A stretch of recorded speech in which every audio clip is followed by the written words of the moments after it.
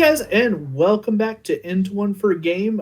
Here we are with our just roundtable discussion featuring Rob, Zach, myself, and Nick over here in the Raven shirt.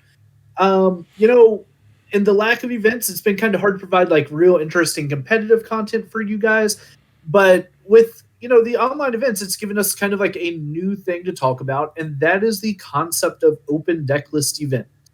So, if you're not familiar with the term open decklist event, basically, when you and your opponent go to play each other, you are both provided with a copy of the other person's list. You have access to it throughout the entire round, and you can see your next opponent's list as you change rounds. We're just kind of going to talk about, is it good? Is it bad? It's kind of been the norm in most of these online tournaments lately. And going forward, like once we go back to in-person events, is this a feasible idea? Is it something we should continue? Should we get rid of it? So kind of like our overarching question of the day, like if you want to respond with your thoughts in the comments, is do you like the idea of open deck lists? Should we keep them going forward, or are they a bad idea? Well, let Rob lead off with some opening thoughts here. So with everything going on, I have not partaken in any of these events yet. Where the had open deck list, I've seen streamer like Azul and others play in these lists, and even on stream you see them check their opponent's list. At first glance, like my first reaction is, heck no, I don't want my opponent to know what I have in my deck, nor what I'm playing, or any part of that. But the more and more I've been thinking about it, actually, I'm kind of leaning more towards it. The biggest benefit, I think, is nobody likes going to a regional and running into some what appears to be, say, ADPization deck, and then they play this weird variant where it's like a one of that would totally ruin your day, but you can easily play around it. Like that's not fun. And then also having the ability to kind of plan and manipulate your game plan. I think there's a little bit more skill involved, and takes away some of the luck factor when you kind of know what you're playing against. So I just think of two people going into a fighting game or even just actual battle. When you know what your opponent has to bring to the table, then you have to better strategize. So I think it adds a little bit of more skill to it. However, there is these things such as like greens decks that kind of want to go second. And if I look and I see my opponent is playing greens decks, welder decks, I might just purposely go second just so they can't. But at the beginning part of it, that's kind of how I feel. I believe Nick's, and I know you have taken part of some of these events too, so I'm eager to hear what you guys have to say. Throw it on over to Nick there and let him give some thought. Yeah, so I have participated in events with closed deck list and open deck list. I got to say, I enjoy it very much. I think a good question when you're designing a game or when you're designing tournaments is, what is your objective? What is your objective with establishing secret deck lists? What are you trying to accomplish? What are those rules trying to accomplish? And if you're playing in an event where you have secret information, are you accomplishing the objectives of that rule well? How does the tournament turn out with regards to what you're trying to accomplish by making these rules where you have secret information?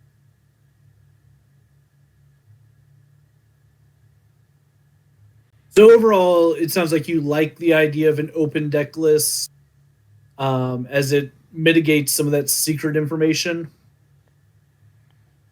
I think it works. It's great both ways, but yeah, I've enjoyed it with open deck lists.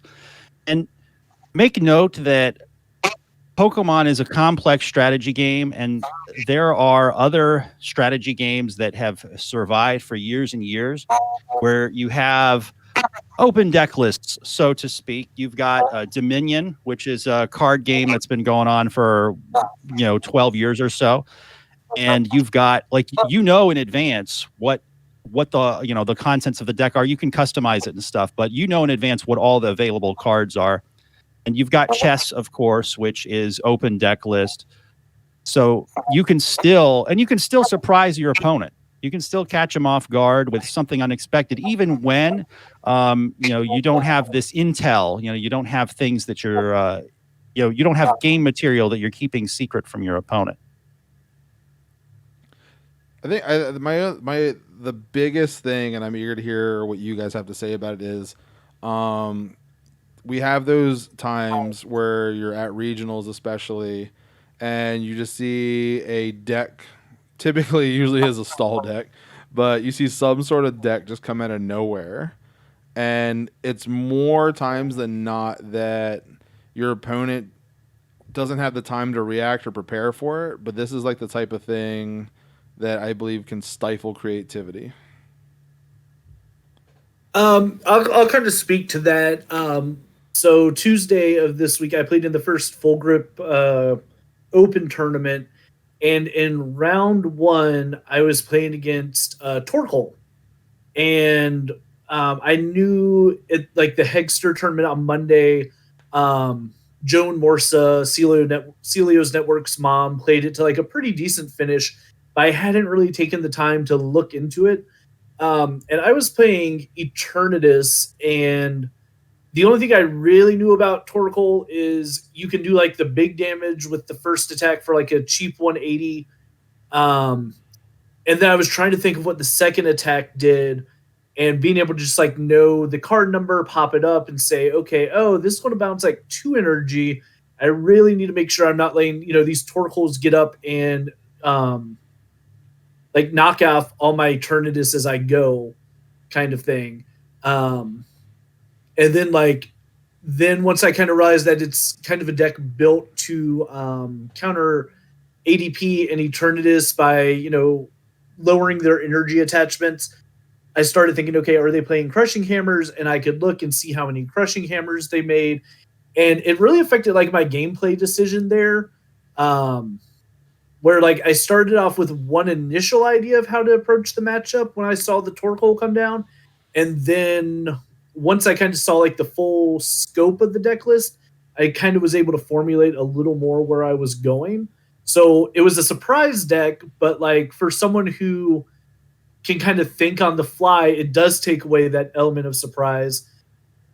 Because I think like if you took like any average Eternatus player who doesn't really think about the Torkoal, and they're like, oh, I've never seen this card before, it must be bad. I'm probably playing the random in round one.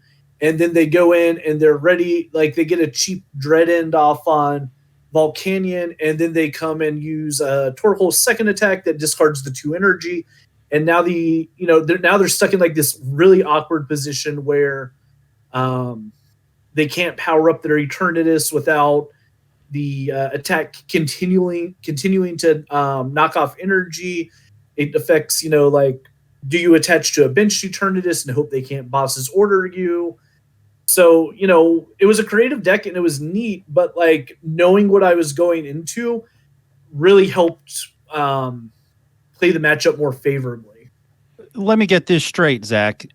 So you're saying that your opponent played an obscure card and that potentially had an effect on the outcome of the tournament? Yeah. So I don't see any problem with that. Part of this game, or really any strategy game, is being able to exploit your own strengths and exploit your opponent's weaknesses. Everybody has different things that they're good at, and Pokemon is no exception. Some people are really good at decks that are autopilot, that are just really quick succession of movements and actions, and you just do what you're supposed to do the thing, no errors. And then some people, on the other end, are really good at adapting and thinking on their feet and just moving about and trying different things in the middle of a match. And so what I would say is, if you're going to show up to a tournament with a surprise card or a card that's not really well known, I think that's just part of the game. I think that if one of your opponent's weaknesses is that they don't know how to handle a card that's not commonly played, I say use it. Exploit that weakness to the best of your ability and win.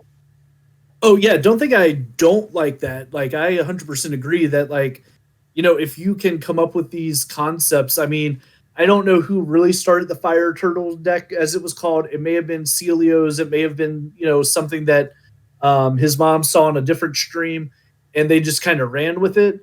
But it was kind of like a one-shot thing in the Monday Hexters tournament where it ended up going 3-0 at the time that I saw it. I don't know what it did in the next few rounds, but obviously it inspired somebody to play it, from watching the stream and seeing what it did, gain an idea of where its matchups came from. So, I think it's great for people to try to come up with these things. But yeah, I think it also plays to the strength of people who can go up against an obscure card, figure out what it does, and like on the fly just say, okay, let me shift gears and go about the game this way instead.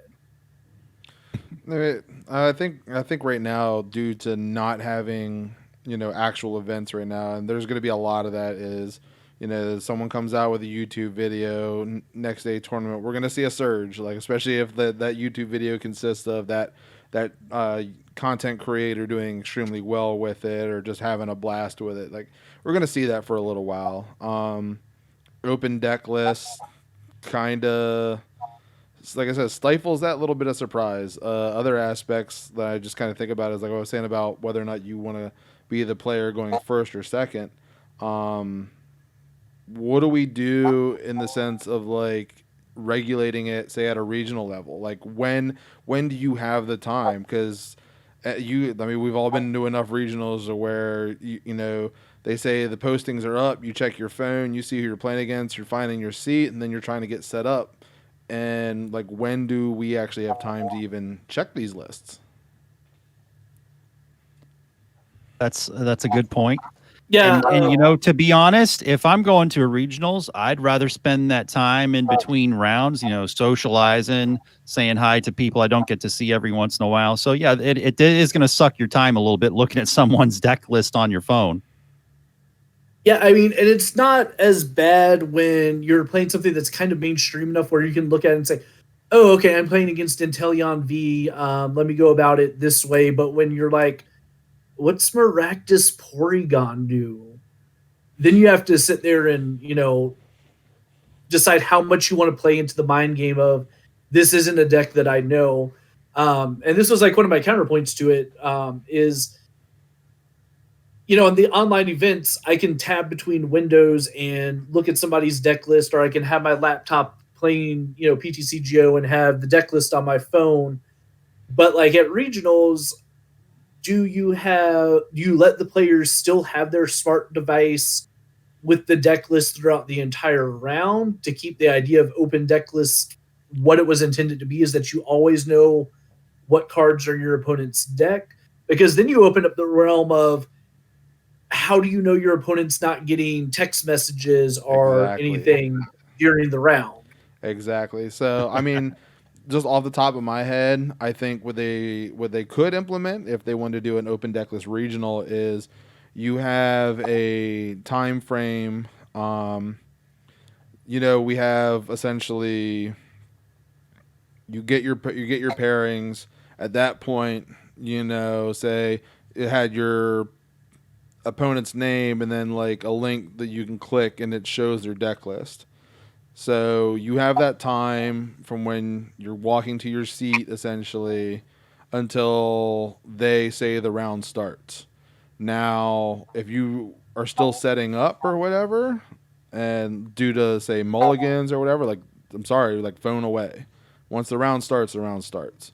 Or if they even designate like an additional time saying that from when the pairings go live and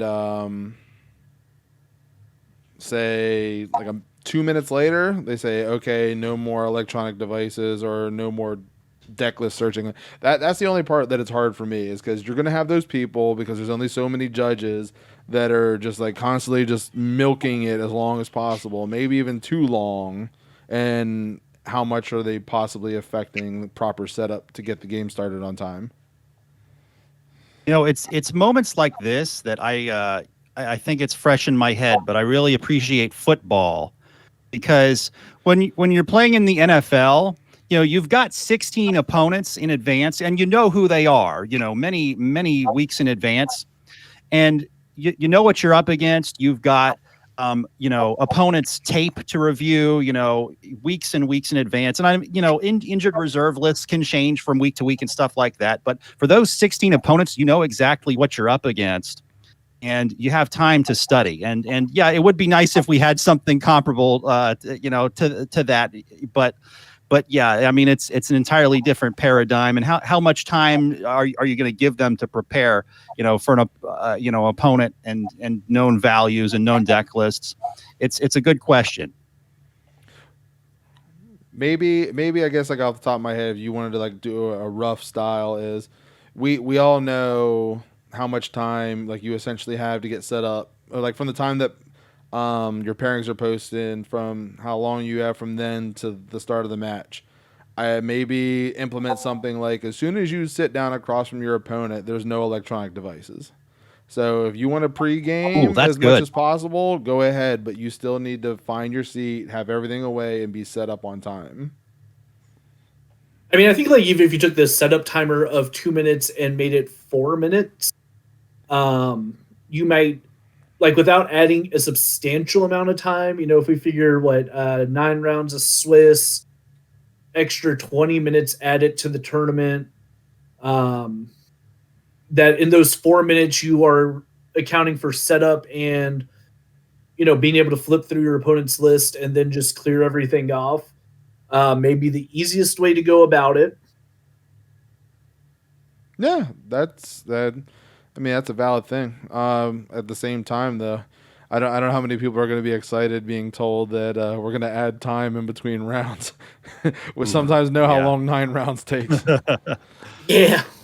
But I think for something like that, like if they are absolutely going to implement, if they would, this is not even a discussion that's actually going on. This is just something you thought of, Zach, actually, and we just kind of rolled with it. But if Pokemon were to implement this at a regional level, I don't think anyone would really care if they had an extra 2 minutes between rounds and they could use that looking at their opponent's list. Yeah, I agree. I mean, I think like if you just tell people this is going to be the new norm and you roll with it. I mean, I really think I'm trying to think how to say this correctly, that if we start sticking people with the failure to report matches penalty a lot more strictly, you're going to see that time between round decrease anyway. Because half the problem is you have people who are like, oh, I lost and I'm supposed to take the slip and I'm not taking the slip because I lost. If you enforce the double game loss penalties and things like that, you can kind of expedite that and just say, okay, round's over. 5 minutes after the +3s are done, we need all the match slips. There are ways that you can kind of account for that time. One thing I just thought of too that we could actually that would actually be helpful is we know so many times the witch hunts that like to start on Verbank because somebody cheated or did something. But if I knew my opponent's list and all of a sudden I see a card play that isn't in that list, cough, McCargo. Yep. Okay, I wasn't gonna say it, but yeah, you're right, exactly. But I mean, if you took the time and looked at somebody's list and then you're sitting there, say, perusing through discard or something, and you know dang well you didn't see that card. Big red flag. Yeah, that could be a deterrent to unilaterally and arbitrarily changing your deck list mid-event. Yeah. And I mean, I think like all this kind of also gets back to like creating an equitable field for players, because like if you take anybody who's like on a team and has 5 or 6 players at a regionals that are working together as most you can, you've now got people that are already having ideas about deck list or have walked by and seen that one of card, and they give their buddy the heads up. but then you just have that one guy who came who has nobody that really relays that information to him. The open deck list idea just kind of is an equalizer in that regard too.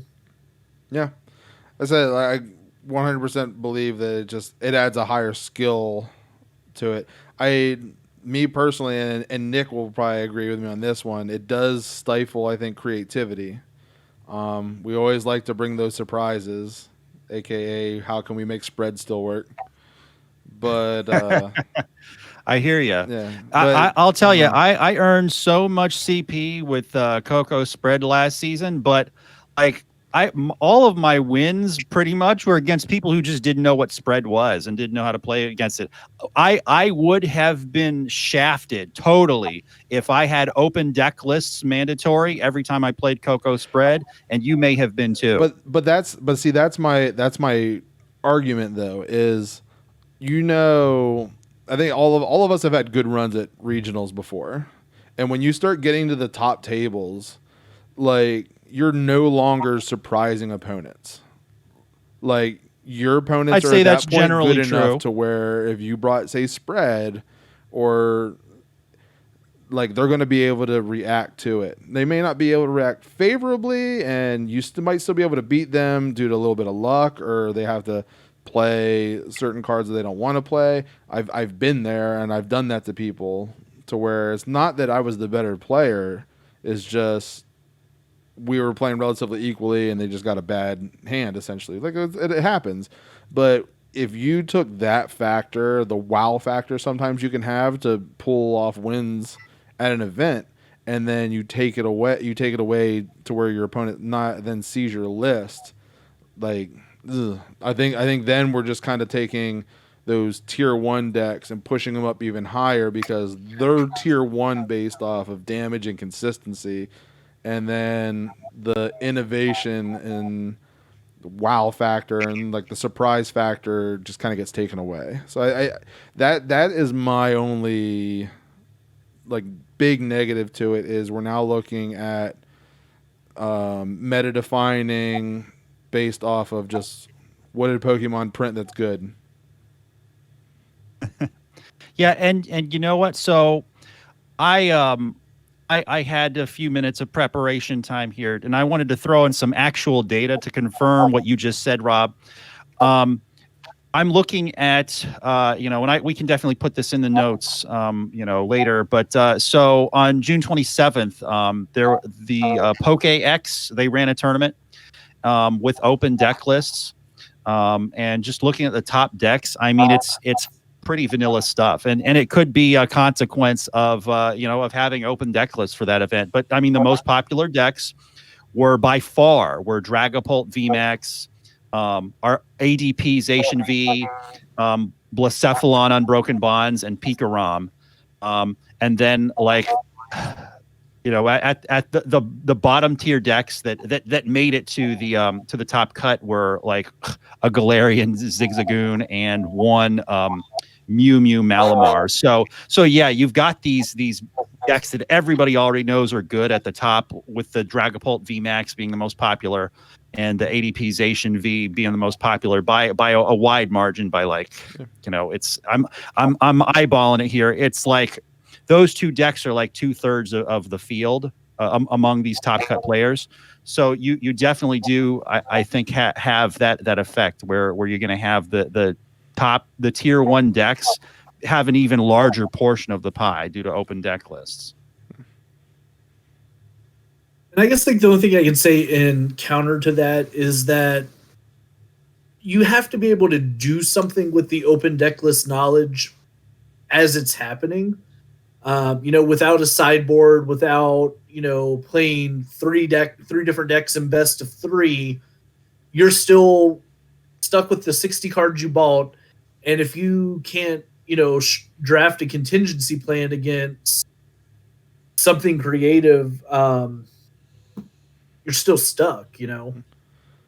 Well, what about like in a situation, say, you both, because I think one of the argument would also be is, well, when you're playing a game anyway, your opponent flips over, they're active, and you see exactly what you're going against.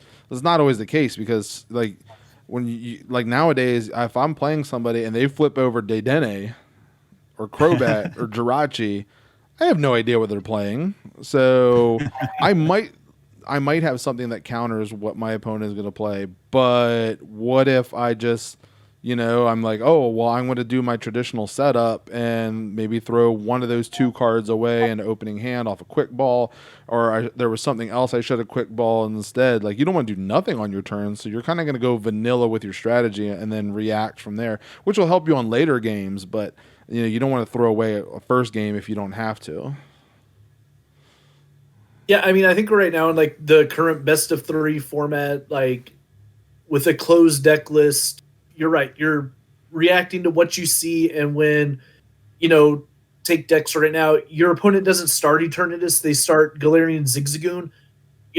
There are plenty of decks that use it just as a damage modifier. You've got Decigoons that plays it. So you can't really plan your path in game one accordingly, and like you said, you run out your tech option. But yeah, I think it does kind of like add a depth to it that if your opponent looks at your deck and says, "Oh, okay, you're playing Decigoons, I have to play it this way versus playing against an Eternatus this way." I think it's just good for the for the health of the game in general. To be honest, there's actually some cases here where if I just look at my opponent's deck, sit down, and I realize I have an auto loss, I might grab early lunch. Yeah.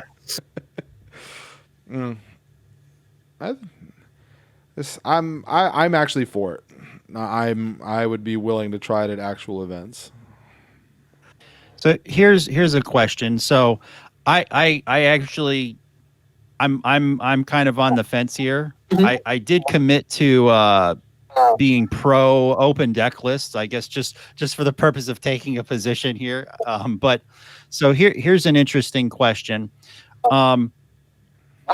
What happens when you have a game that, that's been established and has many components that people are familiar with, but then you take away something that's part of the game, and this isn't making sense, but I'll explain. Yep, I'm letting you reel us back in. I think yeah, I do this all the time. These guys are my friends. I do this to them all the time. Now I'm doing it on camera, but so okay, so we've got an expanded ban list, right? Like stuff that, like my two favorite cards in the ban list are Archeops and Lysander's trump card. And Archeops, like the reason they ban Archeops is because it stops you from evolving. And we know that just evolving is part of the game. It's not that the card's really powerful. It just stops you. Like it takes away a part of the game. Yeah, and Lysander's trump card is it stops you from playing the game. Is the same thing. Yeah. And Lysander's trump card does, it similarly. We know that decking out is just part of the game. And so one of the reasons they banned Lysander's trump card is that it takes away an established part of the game. So I posit that catching your opponent off guard with a card that people aren't really familiar with, or using a combination of cards that your opponent isn't prepared to go against, that is part of the game. And so if you introduce open deck lists, you're taking away that element of surprise, and that's part of the game. What do you think? So my first counter argument to that would be going back a format or two ago. We used to be able to play a supporter on the first turn. Now, granted, that this ruling has changed many times, but it used to be just an established part of the game. It was. So I think there's times where we make these changes. Now, the reason it was changed is because we found that going first exponentially seemed to have a better result of winning the game. But sure, with knowing your opponent's deck list, like we took the first turn and the second turn and we tried to make it even more fair.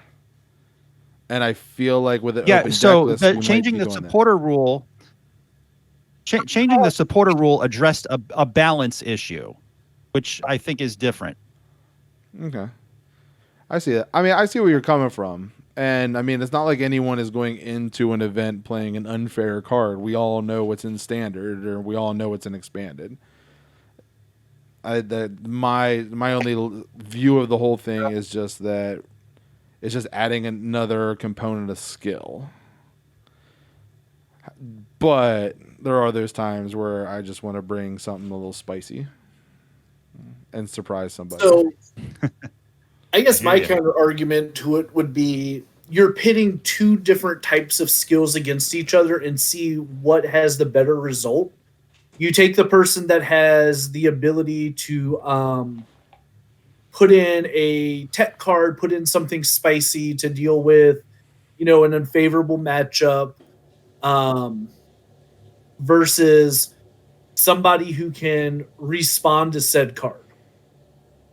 And so I think like it's becomes like a battle of wits versus taking away a surprise element. You're changing up to if you're good at teching cards and your opponent's not good at changing plans on the fly, you're going to come out ahead in that race possibly if Mm-hmm. your tech card does what it's supposed to do. Correct. Because Yeah. like I'm thinking back to a league challenge that we went to right when Team Up came out, and I was playing Pikarom against a Decidueye deck, and no reason to know it was coming, but the guy playing it had one copy of Evital GX in there and killed my tag team out of nowhere because there was just like no way to react to it. Whereas, like, if you know your opponent does have an Evital GX, could I, as a player, adapt my game plan to not leave 4 damage counters exactly on my tag team? Yeah. That I think that's a So very so fair statement. so Zach, do you think that that tournament and the way the rules were with the closed deck Uh-huh. lists and that match, do you think the system incentivized the better player? I think you've heard me reference it a lot lately of, the Kobayashi Maru, where, Yeah. I don't think either player made any mistakes based on what was happening. And the player who had a useful tech in a fresh format, because this was like the first tournament where team up was legal, came out ahead with it. Because I mean, I think like you're like in that particular situation, you're saying all things equal, except for one person putting a tech in to deal with these fresh tag teams. Did that change the match? Yeah. But does that necessarily mean because like him having that one card in the deck, if he hadn't, I won next turn because I had played the game correctly. So, I think it's one of those things of I can't say it's necessarily favoring the better player, but I think it does but I think like if the better like if you take it to where I knew the Evital GX was in deck and I couldn't play around it, even though I knew it was there, that I think favors the skill aspect of it. So If that makes sense. one deck for Answer. me that comes to mind. Never got to play it at a regional, but won in many cups. I know, woo, big deal, right? Was you probably remember, Zach, was when I played a lot of Fates Collide Mew counterbox with Evolution's Cleve Fairy, Watch and Learn Sudowoodo, and Copycat Mimikyu, as well as other little fun tools. You can play with Counter Energy and Rainbow Energy and Malamar. Yeah.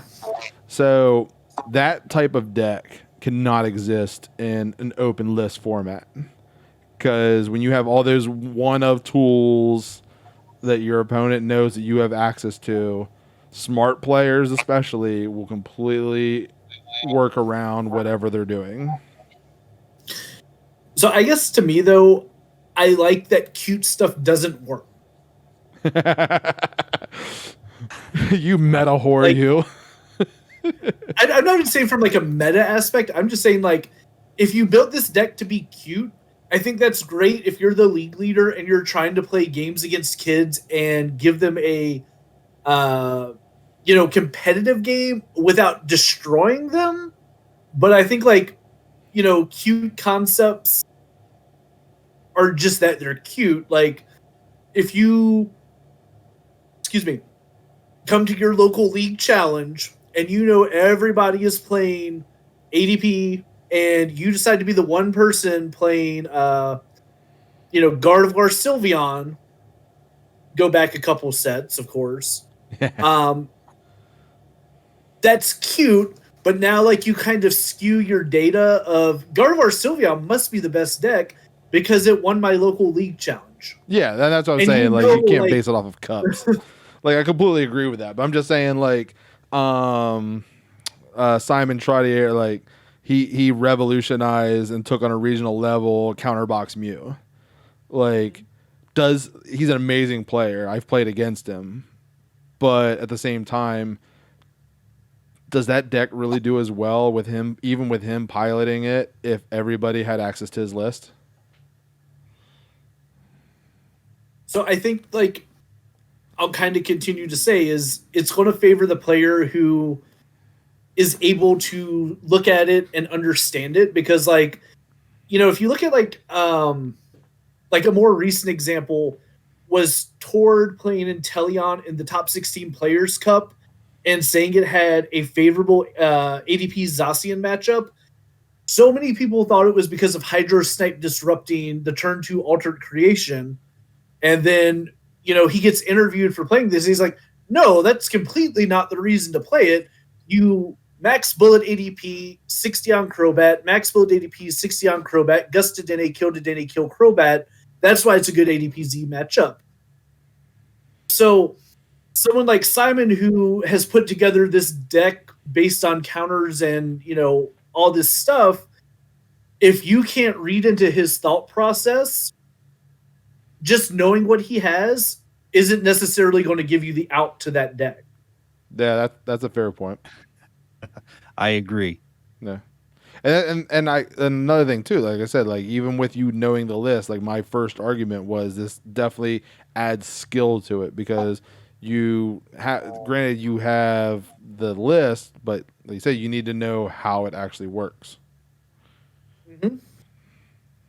Because like in round 2 of or round 3 of Full Grip the other day, I was playing Inteleon VMAX, and I'm used to the list that doesn't play hammers. And then like on turn, like I went first, and on their first turn, they already played 2 hammers. I'm like, all right, are we playing 3 or are we playing 4? Because this is about to get real obnoxious real fast. I see 1 hammer. I always assume 4. People have no soul. I mean, I do too, but people are, Well, we are 38 minutes into this, and I'm pretty sure we can go on forever, but nobody wants to listen to us that long. One more data point before we sign off. So I'm looking at the Hegster tournament, which is actually much more recent. It was like 1 or 2 days ago. Open deck lists. You've got in the top cut, you've got 29% of the players were playing Eternatus, 28% were playing ADP. And then after that, so 28% were playing ADPization. The next most popular deck, only half of the second most. The next most popular deck, you've got 12% were playing Mew Welder, and then you only had 1 unique deck in the entire top cut, which was Aeropod. But yeah, so you've got the 69% was Eternatus, ADPZ, and Welder Mew 3. Rob, can you say that again? Because you and Nick were kind of going at the same time. That means 69% were either playing Mew Eternatus, or ADPZ. Exactly. And so now, can we prove that? Is that those top 2 or top 3 decks taking such a large chunk of the pie, is that an effect of having open deck lists? I don't know. I don't think I can prove that, but I just thought I'd throw in those data points there. No, That's it stems from they're Yeah. they're just some of the best decks. I mean, they are like a deck's gonna like Zach said, you want to get cute and all this other stuff. Like there's a penalty for that, and usually it's inconsistency. Consistency is gonna win games. Yeah, I mean, I think like you can even go back to regionals when we started using Arcanine Labs deck list submissions, and they started publishing like the percentage of decks. I still think like it may not have been to the same extent, but you still saw 3 decks that made up a majority of the pie. Yeah. And even on Limitless, when everyone sees the results, we see a lot of the same stuff on there. So I guess maybe to wrap this up, like overall, just kind of little round table, are we for it or against it? I, for one, am actually for it. Nick? I'm on the fence, but if I have to pick one, I say 4 open deck lists. I'm 100% for it. I've made my cases. All right. Well, I'm eager to hear what everyone else has to say. Maybe we're all idiots. Yeah, man. Give us those juicy comments. We love to read them, and we'll always respond. All right. Well, I mean, I guess that's up for us. Let us know in the comments below. Don't forget to like, follow. Also, check us out on Facebook. Into One for Game. And until next time, guys. Ariados. Goodbye. Goodbye.